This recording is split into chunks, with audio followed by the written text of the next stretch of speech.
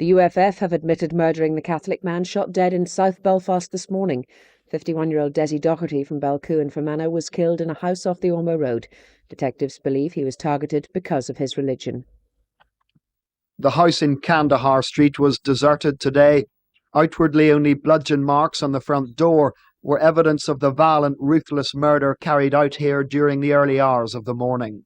There were probably two men, one with a sledgehammer, the other with a handgun. They broke into the house around 1 a.m, and upstairs they found their Catholic victim Desi Docherty lying asleep. He was murdered with at least one gunshot to the head. A woman nurse in the house was not injured. An ambulance was called, but the medics could do nothing to save the 51-year-old. The killers probably escaped on foot. The police found the sledgehammer nearby. We had hoped over the last couple of months that sanity was returning and there was creeping peace. But in fact, peace has taken quite a few steps backward last night. And obviously the loyalist paramilitaries and their cohorts in the provisionals are intent on torturing the people, not just of the Ormeau Road, but all of Northern Ireland. Mr. Dockerty was from Mullockdun between Enniskillen and Belcoo. He was married with 3 children.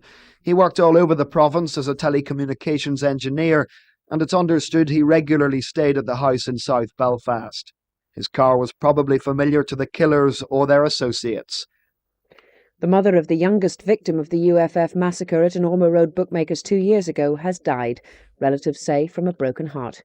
Kathleen Kennedy was 50. Her husband says she never recovered from the death of their 15-year-old son James, one of 5 people shot dead in February 1992. A man is under armed guard in a Londonderry hospital following a bomb explosion in the city this morning. Police are waiting to question the man, who suffered multiple injuries when a device exploded in an alleyway. A handheld mortar tube was recovered at the scene, and police believe the weapon was to have been used in an attack on the security forces. The man took the full force of the blast when the mortar exploded in a narrow stepped alleyway connecting John Street and Carlisle Road. Reports from the scene said a number of other men were seen running away. A Mark 16 mortar tube, which is handheld and horizontally fired, was recovered from the scene by police, along with an exploded mortar and a command wire.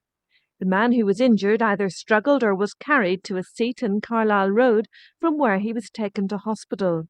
Police are now waiting at the bedside of the injured man.